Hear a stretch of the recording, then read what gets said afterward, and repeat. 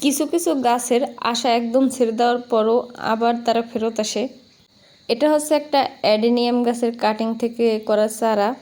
Adenium গাছটা pruning করার পর ডালপালাগুলো ফেলে না দিয়ে আমি লাগিয়ে দিয়েছিলাম।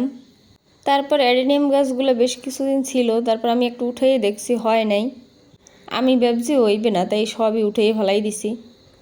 তো আমার আড়ির তল্লা শিবানুগর ভিতর আমার যে ভাসুরজি আছে, সে আবার এই একটা ডাল পাই আবার লাগাই দিছে। মাশাল্লাহ, এখন সেই কাটিংয়ের চারাটায় দেখো শিকড় আসছে। আমি কিন্তু ভাবিও নাই যে এটা শিকড় আসবে।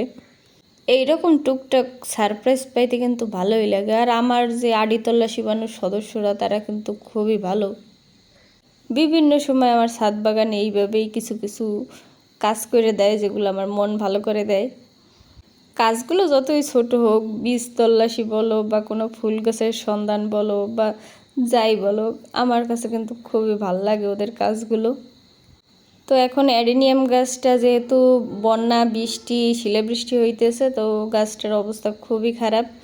তো ভাবলাম এখনই রিপোর্টিং করে দেই। অ্যাডেনিয়াম গাছের সয়েল মিডিয়া খুবই ওয়েল ড্রেনেজ হইতে হয়।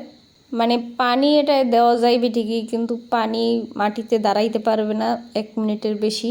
সব পানি যেন আবার বাইর হয়ে যাইতে পারে, তেমন ব্যবস্থাই করতে হবে।